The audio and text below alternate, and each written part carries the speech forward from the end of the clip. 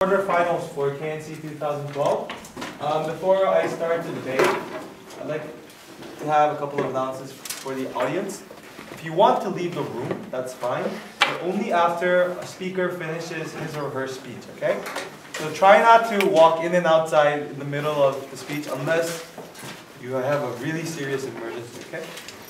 Other than that, I think you already got informed on the rules of cheering, shouting, na. So as long as you keep that manner, I think we're all set to go, right? Okay. How many panels? Three. Just two panels. Right? It's not panel 5. Okay. All right. So on the motion that this House believes that UN should not endorse just war theory, I'd like to call the Prime Minister.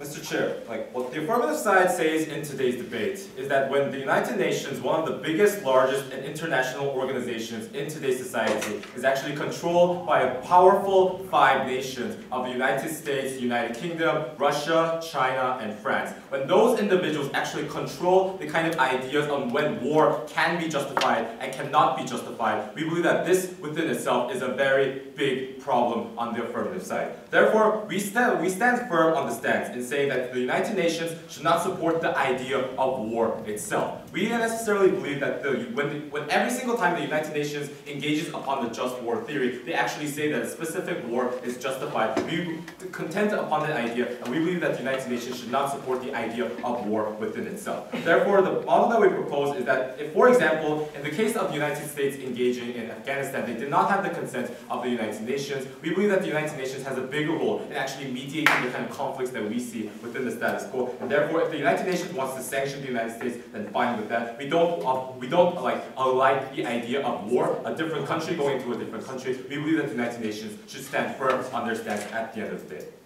I'm going to talk about it on 2 levels. First of all, I'm going to explain to you what the just war theory is and why it contradicts the idea of the United Nations within itself. I'm also going to explain to you within this argument about how it is actually abused by the P5 nations and why it actually creates more harms than benefits. And I'm also going to explain to you in my second argument about why the alternative that the United Nations can endorse, except for the idea of wars within itself, is far more effective than any kind of intervention that we see within the status quo. So without any further ado, let me go into my first argument about what the just war theory is. We believe that there are 3 principles behind the just war theory. First is about proportionality, second is about necessity, and third is about discretion within itself. We believe that these 3 principles directly contradict the idea of the United Nations within itself. Because if we understand the idea about why the United Nations came into existence to begin with, they were actually a mediator of conflicts. They actually wanted to bring people to the table. They wanted to negotiate the problem and actually sort it out without people actually dying. We believe that there is also a clause within the just war theory, is that no matter what happens before you actually intervene in a situation, you should first resolve the problem first. This is obviously not happening in the status quo, because obviously the control that is being done by the P5 nations is actually so great to the extent that they actually intervene in situations where they will gain tangible benefits within itself. Therefore, we go against the idea of war within itself. First of all, let's talk about the moment, the kind of harms that actually occur when a specific idea or the specific international organization, such as the United Nations, actually justifies a specific war. Because the mechanism occurs like this. No, thank you, man. No, thank you, sir. The scenario is that when a specific country, or if there's a civil war, if a country goes into another country, they actually try to go to the United Nations and they try to get justification to begin with before they actually try to pass it within itself. So it's based upon the P5 nations. It's not based upon the General Assembly. But first of all, the P5 nations actually take a stance and say whether they want to ratify this war or whether they want to support this war to begin with, if they actually want to send more peacekeeping forces or whether they want to support this war within itself. So inevitably what this proves to you, Mr. Speaker, is that the justification doesn't come from the General Assembly or the entire United Nations, but the justification actually comes from the P5 nations within itself. So first of all, we tell you about the harms, about about the justification of the P5 nations.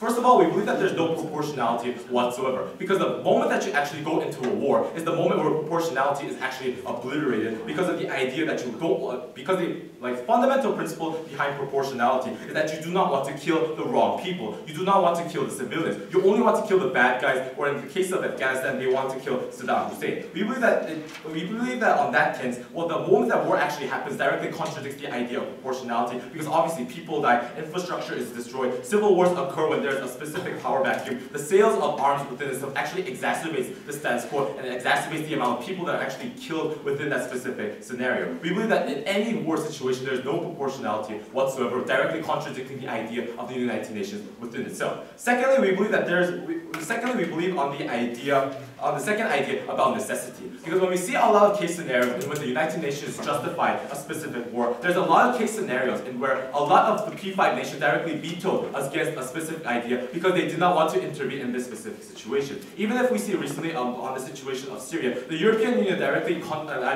proposed an idea that we should invade in Syria, but Russia and China vetoed. Why? Because Russia was directly creating a naval airspace within the Syrian waters, and China was directly buying oil from Syria. The moment in where Russia and China directly has the power to veto and not go into the specific situation is the moment where necessity is actually obliterated. Even if we look into the case of Rwanda, the United Nations directly did not intervene in Rwanda because they did not see any tangible benefits. That directly means that the P5 nations, because they did not see any tangible direct benefits, is the moment where they actually see no need to do this whatsoever. Yes, sir. So UN not endorsing the just war, how can that solve the problem in Syria? Okay, that's my second argument. That's my second argument, so please wait. So let's go into, well, we also see in the situation in where the United Nations directly go into wars that was absolutely not necessary whatsoever. If we see in the case of Chile, the United Kingdom and the United States of America actually went in to actually prosecute the specific President Salvador Allende. The only reason why they actually went into this specific country is because Salvador Allende directly created policies against the United States of America. Yeah. They actually created communist policies that contradicted the idea of capitalism within itself. We believe that the fundamental justification for why he went into this specific war is absolutely ridiculous. Just because the president actually goes against the idea of capitalism is absolutely no reason for the P5 to endorse a specific war, causing more conflicts, causing more people to die, and causing more unneeded deaths. We believe that on that basis, the United Nations should never endorse on a specific war. But let's go into my second argument about the alternatives of what the United Nations can actually do. Because we see that the status quo, every time we actually intervene in a specific situation, we actually try to take a dictator down or an oppressive regime. But we fundamentally believe that these dictators and these oppressive regimes, the reason why they have power to begin with is because they have an interrelationship with the private investors, a lot of oil superpowers and companies within themselves. The oil superpowers and companies directly provide funding towards that dictator, and the dictator actually provides protection. The moment where we endorse things such as economic sanctions is the moment where that company has a direct disincentive to support that specific dictator. Why? Because obviously if you endorse an economic sanction, it restricts the kind of profits that a company can actually create. It destroys the kind of ideas that a private investor wants to endorse to begin with. So if the company wants to actually create more profits by protecting the dictator, they're going to be imposed with economic sanctions, and therefore they're going to lose their profits whatsoever. Therefore, that directly means that there's going to be a big incentive for that private investor not to support that specific dictator. And the moment where it does not support that dictator is the moment where the dictator actually loses a lot of power. The moment where the dictator loses power is the moment where it actually crumbles within the government itself. Even if we look into the example of Syria, we froze $7.7 billion in the last month alone. That is the moment where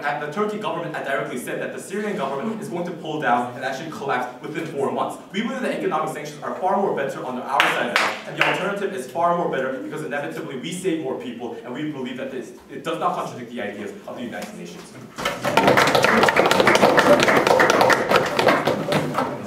Speaker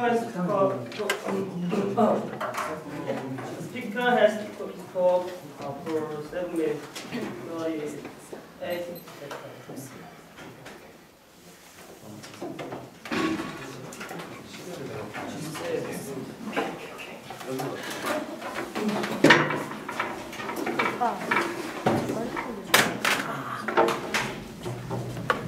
Okay, everyone inside? I'd like to call upon the leader of opposition.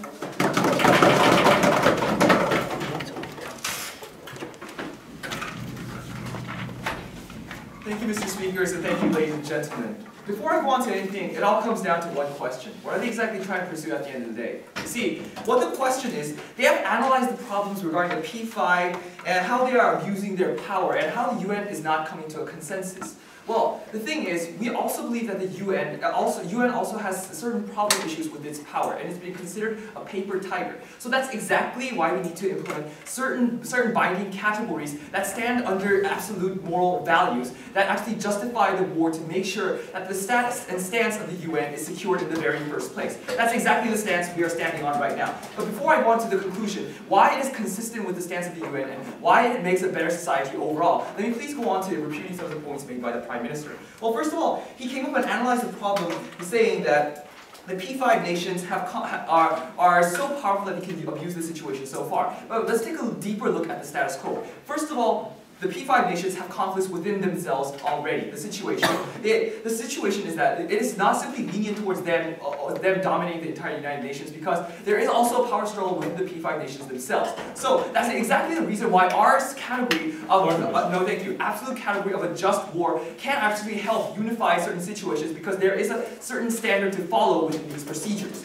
And also, he also analyzed another aspect of, he also ignored our aspect of mentioning the situation of Syria, where Russia and China vetoed to actually go there. But the thing is, so what? Well, what about them? Their problem about what if the UN does not endorse a just war ideal. So what are they trying to pursue? What is their solvency then? What are they trying to pursue at the end of the day? We are trying to pursue a situation when there are binding categories that actually make even the most stubborn of nations abide by and actually follow certain categories to make sure that there is a better world at the end of the day. So, on his arguments, basically his argument setup was 1 and 2. First of all, since just war simply cannot happen, let's not do it. But there are 3 levels of refutation on this. First of all, the spirit and idea itself of just war, which will be analyzed in my constructives, is very good from the purpose. So it is consistent and it is a very good idea, a good perspective to follow on the idea itself. And also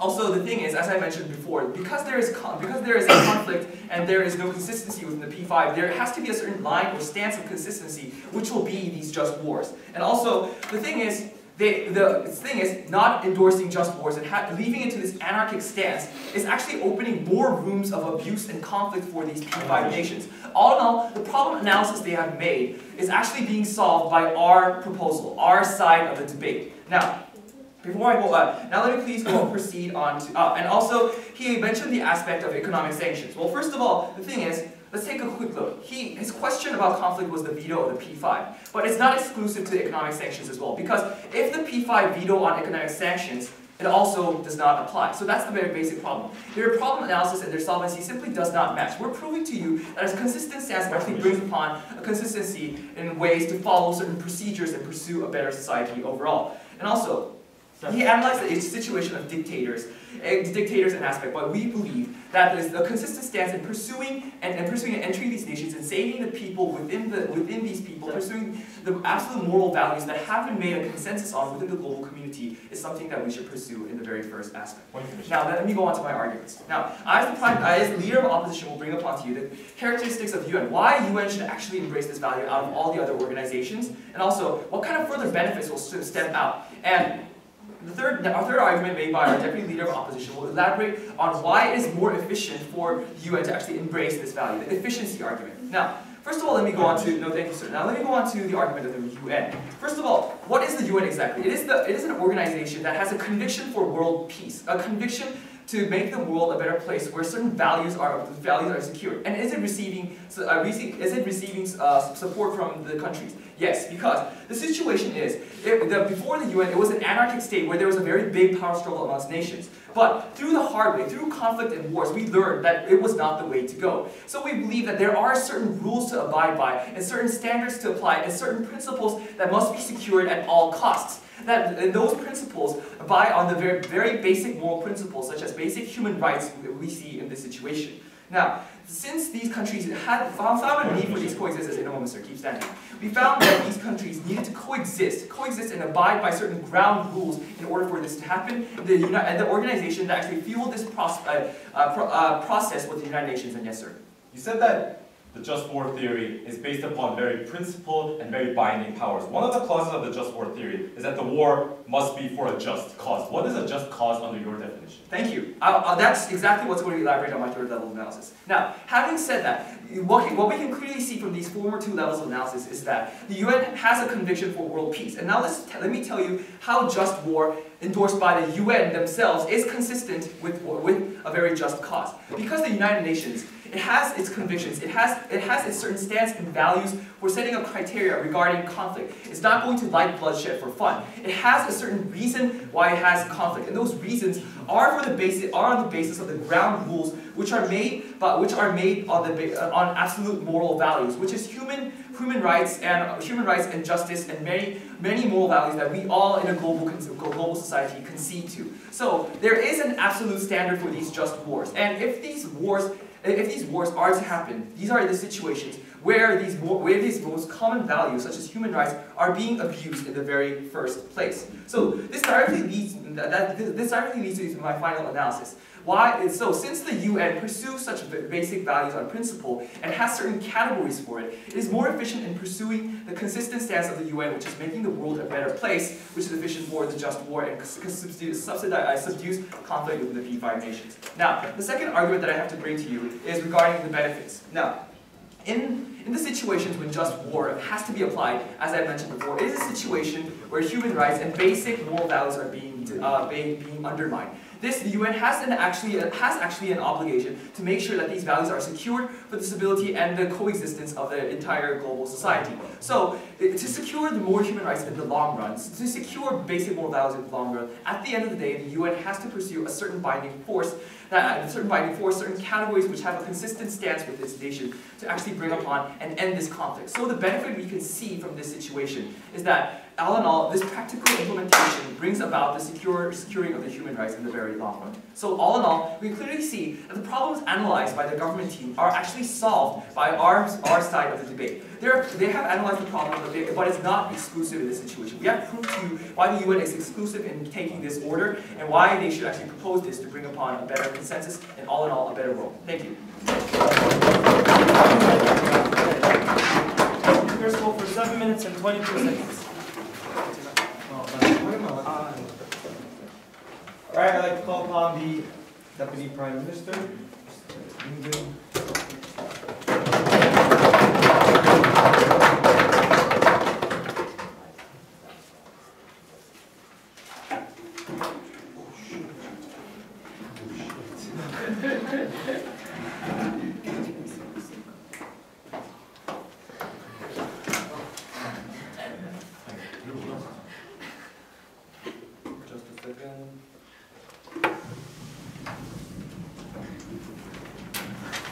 Thank you, Mr. Speaker. To start on my speech, I'd like to clarify what this debate is about. This debate is about whether UN should support a war or not in any situation. Our side clearly says that UN should not support any war in any form. However, this side is saying that they can support wars for certain reasons. However, we have provided from the first speaker there are other alternatives to solve it, and also he had told us that there are problems in proportionality, which was not even mentioned from the first speaker, which is very problematic. My first speaker has clearly mentioned to you that there is a harm solely within the war itself. The proportionality is very, very problematic because in order to achieve a certain goal, we kill millions and millions of civilians and other people who is not related to the problem itself within the UN intervention. That is very problematic, which is not provided by this side. Now, before I talk about my own arguments about specific cases within those interventions, I'd like to rebut the other points coming from this side. The first speaker's only goal is that we need a criteria about human rights within UN for unity between P5s. However, the problem is that they're not really aware about what this kind of just war theory is. Let me tell you what just war theory is. The just war theory provides a few of the criteria, and it's one, they need a just cause. Second, there should be a reasonable chance of successing, and third, it should be a last resort. As you can see, it's very vague and it's open to very openly it's openly to interpretation.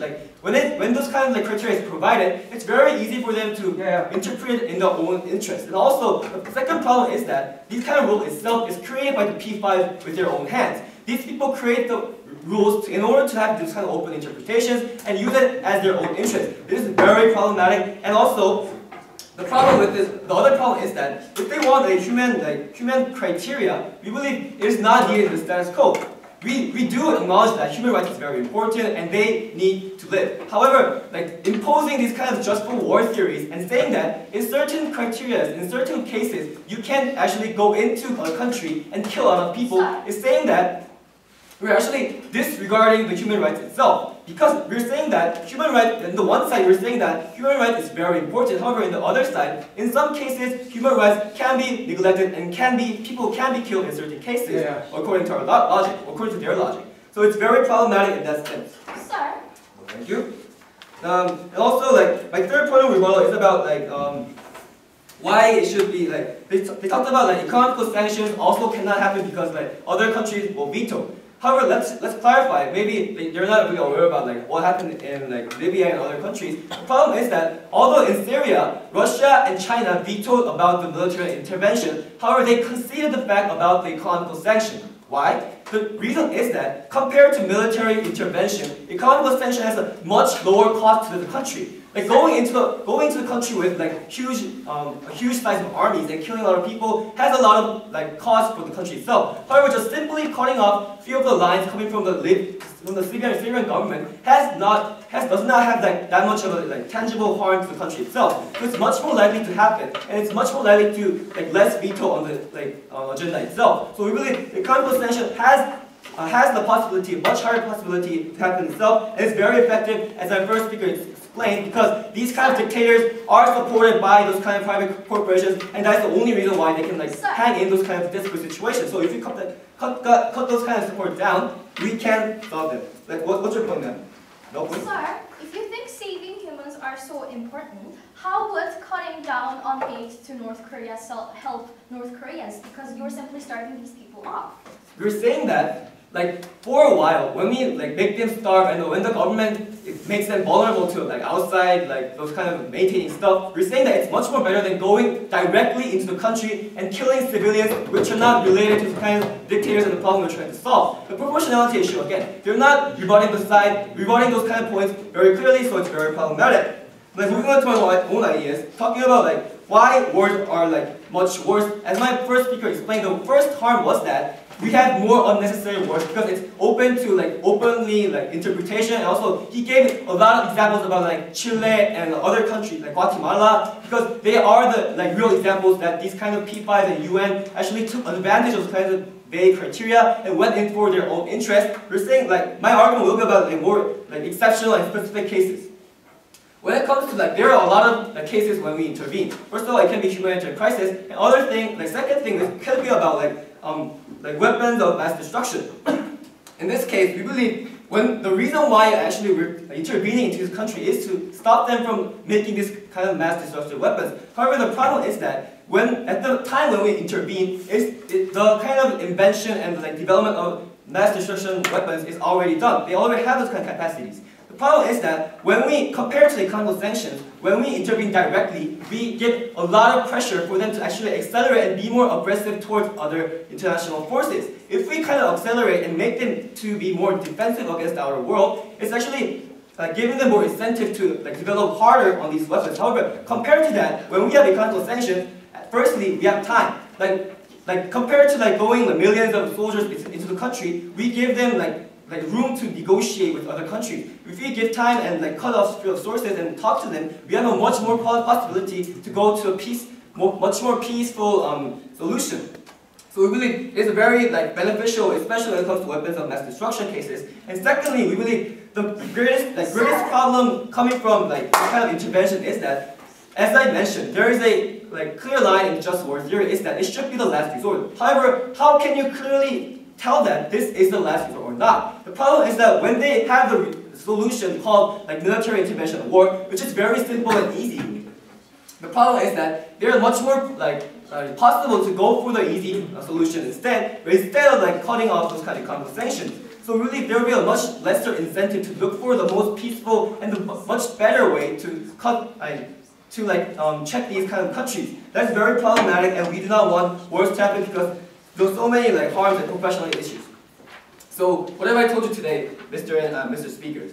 Like from the first speaker, we have to be very clear that this debate is about whether US should support a war or not. We say it's not. They should not support wars because first of all, the proportionality issue, as I mentioned again, it caused too much harm in the humanitarian issues. And secondly, the criteria for war intervention itself was created by the P5 internationals and UN Secretary Council members, so it can be distorted and intervened freely by themselves because it's so vague and made by themselves, as we provided in many examples. And thirdly, we're saying that it's very problematic because it makes them walk away from looking for other solutions, which is much more peaceful and effective. Lastly, it's very problematic in specific cases such as mass destructive weapons. We're so proud to close.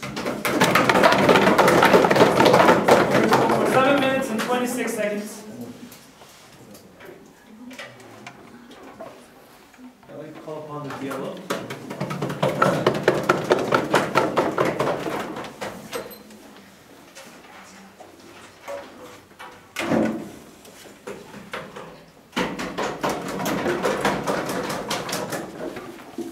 Can you read them?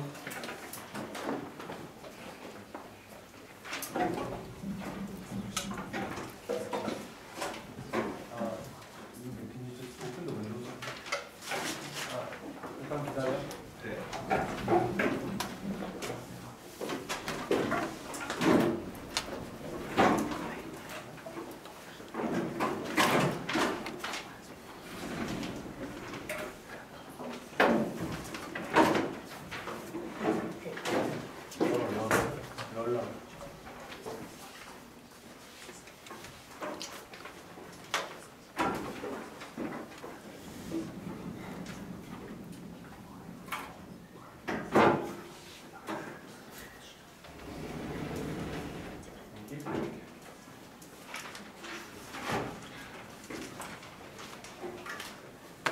Alright, we can start.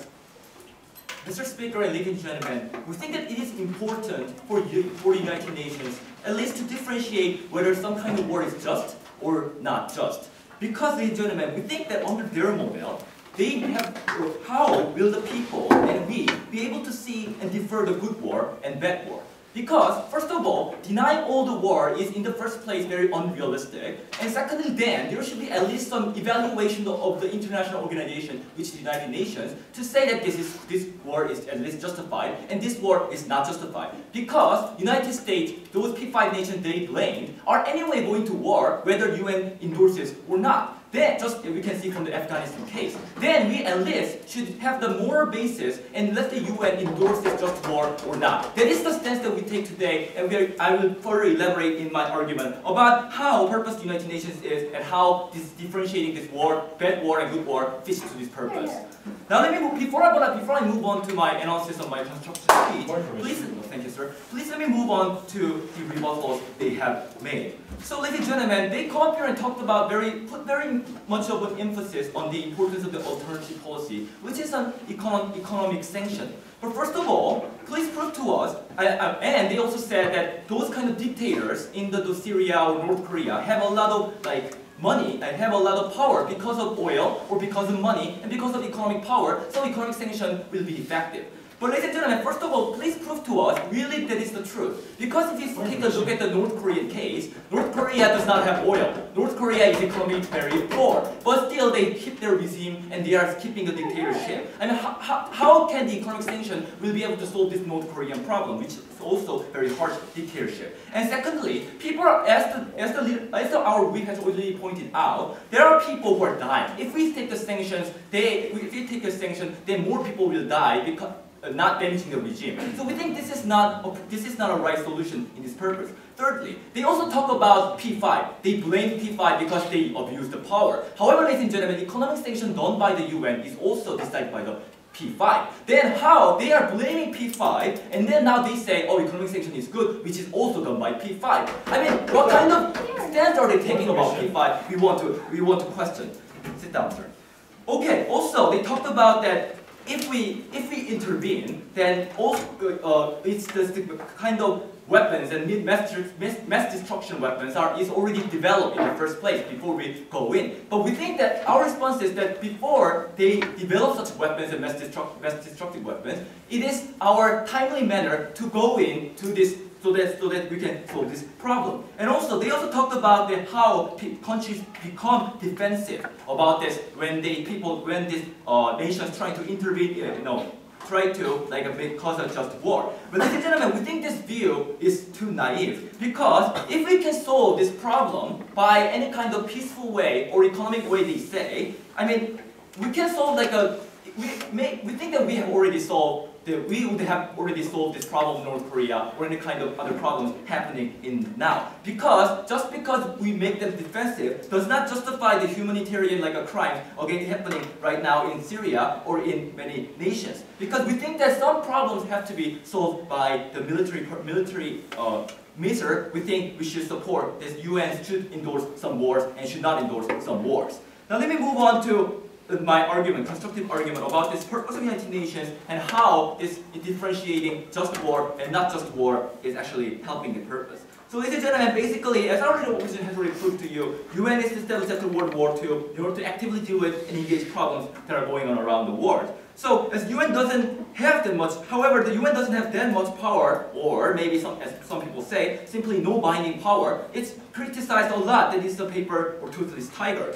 But we think that in order for the United Nations to capture at least some power in solving problems of war, and to show that UN is not a toothless or paper tiger, which actually work for over a benefit, we think at least UN should recognize this some war as just war and some wars as unjust war. Because, ladies and gentlemen, keep standing. Because we think that UN is a symbolically representative of the war. So UN recognizing some war as just war at least gives the purpose. At least show the people that this war is good war and some war is not good war. So we think that by UN recognizing some war and leaving out some other wars, we think that at least we can show that this war is good or not is not good. But for them, that every war is bad. But ladies and gentlemen, at least we think that denying all the war, as I have already spoken out in the beginning of my speech, denying every kind of possibility of war is at least unrealistic. And secondly, anyway, these countries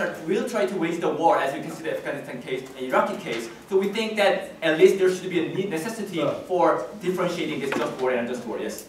So do you think that the United Kingdom's intervention in Chile to take down Salvador Allende, to take down communist values, is a just war and a good war? Yeah. So exactly that case we think fits for us. So UN should endorse that war, whether that war is just or not just, to show that this war is good or not good, ladies and gentlemen. That is exactly what we mean. Because P5s are so abusing their powerful right to intervene into another country just because for their interest, we at least should give the UN power to endorse the war or not endorse the war. So at least we should give some wars justification and some wars no justification. So we think this is really important. So all in all, we think that in international politics, so many wars are actually happening and so many conflicts are happening. So, but the situation that UN is in is that just UN does not endorse the war doesn't lead to that those countries like America or UK does. Still, America and UK cause the war, whether there is a UN recognition or no recognition. Then, and also, it is really unrealistic to stop every war. Then we think at least UN should be there to say, oh, this war is at least justified by their evaluation points, and this war is not justified, so that we can prevent this P5 and strong nations to just cause every kind of war, to cause these wars as they want. So at least we think they should have at least UN should be the organization to give the justification and no justification. Because of this reason, we're very proud to oppose. The speaker spoke for 7 minutes. Government what?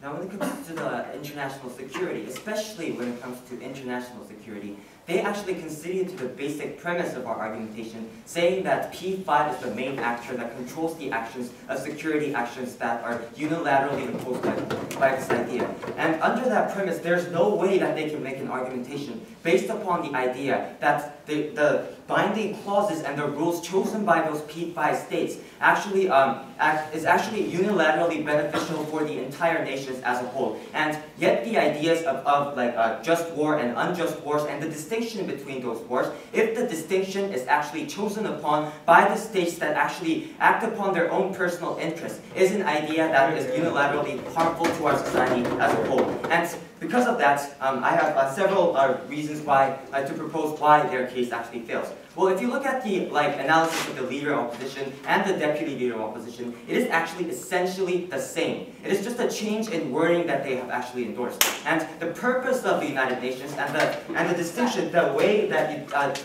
divide up the distinction between the just wars and unjust wars was their entire case. And if I prove to you that clause itself can be flawed and open to many interpretations and further endorse more wars that should be deemed by other states rather than the P5 nations as unjustifiable, we win the debate. And with that, I have two clashes in today's debate. Firstly, whether binding rules does any good. Does actually endorsing upon this policy actually lead to more justifiable wars or unjustifiable wars? Because our stance is clear, we do not like wars. We are Santa Claus. And secondly, will it actually remedy the situation? Will it actually lead to world peace like they have actually characterized in this policy? Well, there are actually main things before I go on to any of my clash points that they didn't do. Just war theories is under the ideas of the powerful states, and they actually conceded to that idea. And Guatemala and Chile example that we have provided to you was acted upon by the personal interest by two of the states in the P5 nations.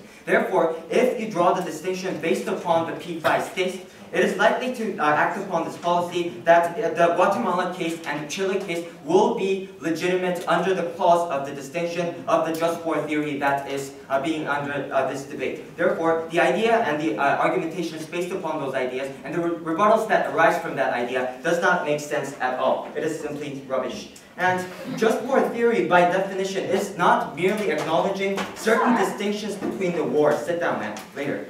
But justifying the initiation of the war. And I will prove to you why this is innately harmful in the long run. Firstly, onto the issue of whether the binding rules do any good in the society. Well, they provide us with this analysis for